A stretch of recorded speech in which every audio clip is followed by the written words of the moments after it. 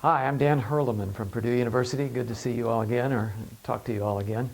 I'm going to talk today about transformative leadership for innovation, how our universities can organize themselves and incentivize their faculty and staff to be innovators.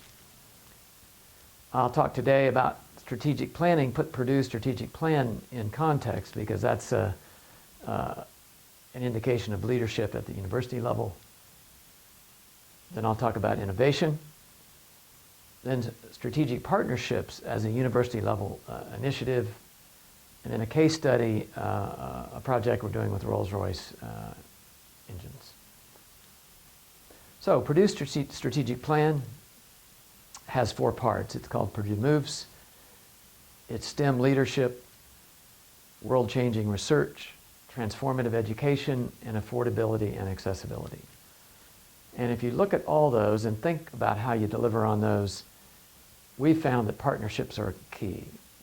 If you're going to do world-class research like uncover the structure of the Zika virus, which Purdue reported recently, that requires funding and partnerships, in that case, with the federal government generally. Transformative education, experiential learning, we do a lot with corporations there, but all rolling up into affordability for our students. So partnerships are key. Now, in terms of innovation, I showed this at a previous workshop with you, but creativity is new thinking. Innovation is new thinking that creates value. Actions usually included in that to create value. And you can think of value in broad terms, certainly economic, business terms, but as well in environmental and social. Now, in partnerships, where you're able to do more than either party can do as an individual, you co-create this value.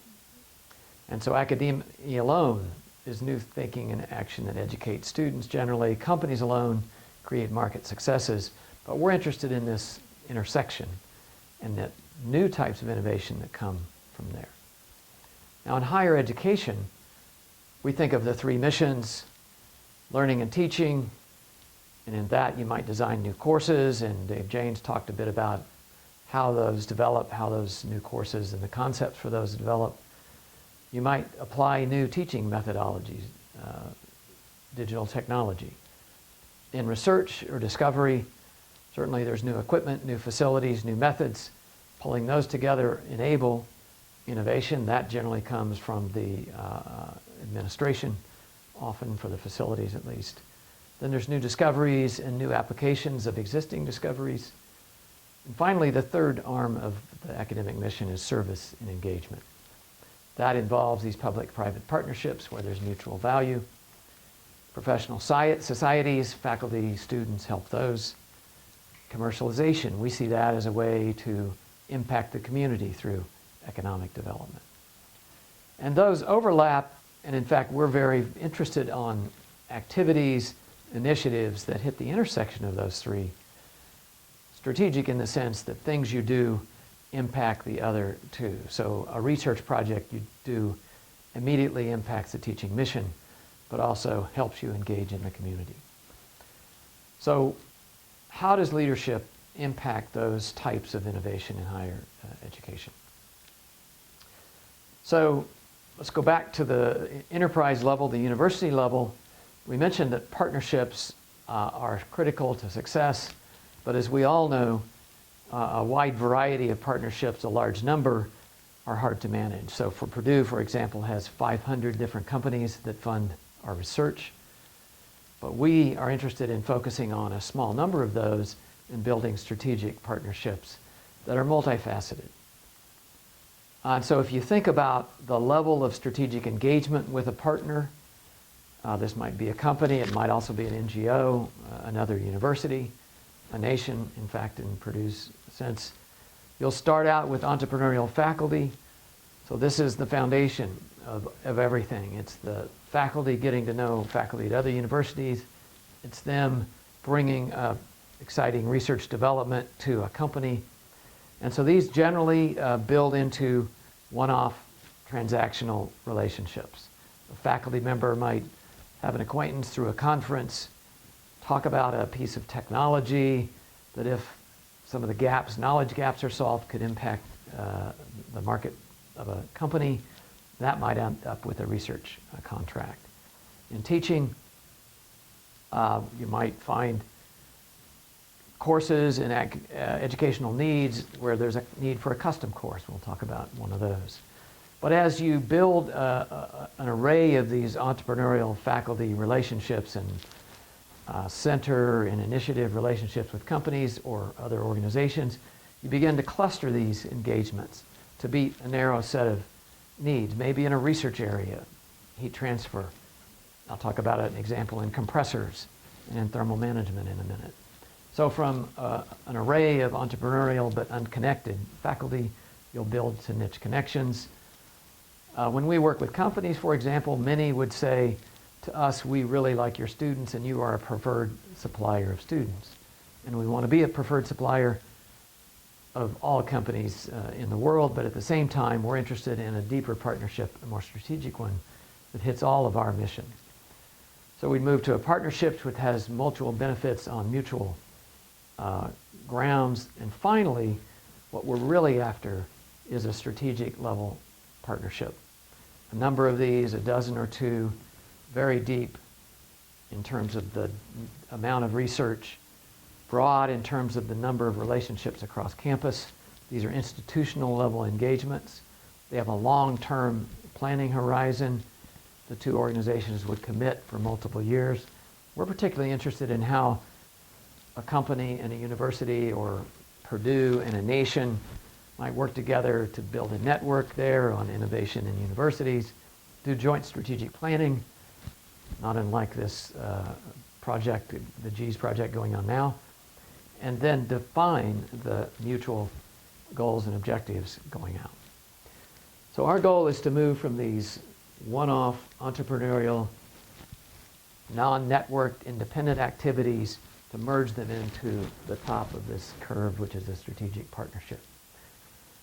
Now, certainly the philosophy of we are going to be strategic, we're going to ask all of our departments and our faculty and our colleges to roll together into larger scale partnerships. That certainly requires integration. So there's the top level strategic intent, but at the same time, nothing will happen if we don't have this foundation of success here. So let me tell you about one recent example. This is with Rolls-Royce in Purdue. Give you a bit of background of some of the transactional activities that we eventually have rolled together in an exciting new initiative. The precursor to Rolls-Royce USA was Allison Transmission. The first hire of James Allison was a Purdue alum. They're in Indianapolis, 60 miles away, 100 kilometers. So we've had 60 years of mission-critical partnerships with them. We work on large-scale projects. This is a gas turbine engine. The pipes there are about that big around. So this is a simulated engine, but we do very large-scale work. This is a turbine simulated compressor rows. We use optical measurements to measure the flows between those blades while the thing is spinning at thousands of RPM.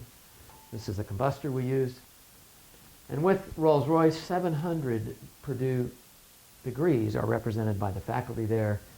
They do our internships. They have co-op programs.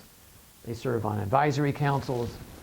Purdue, the Polytechnic, has created a customized master's degree. They serve on advisory councils for departments and centers and colleges. We also have a large number of these one-off research projects where the relationships are built.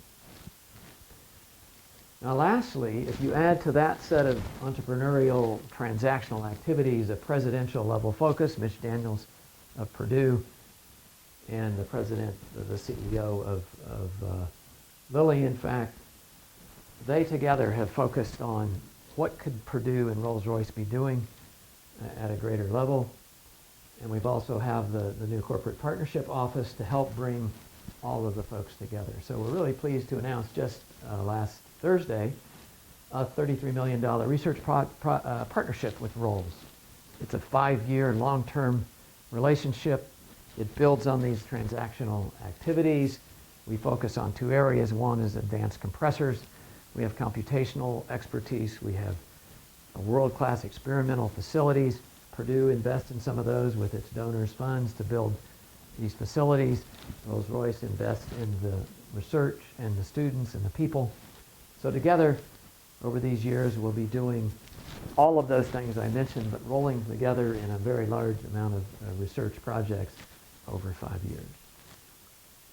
Another example of the comprehensive nature of the relationship, so the last piece of this strategic partnership is the first facility in our aerospace research district. That's our research park. So in addition to the research going on at Zucro Labs, all of these great things I showed you before, there'll actually be a commercial activity where they'll be doing testing of some of their fuel rigs.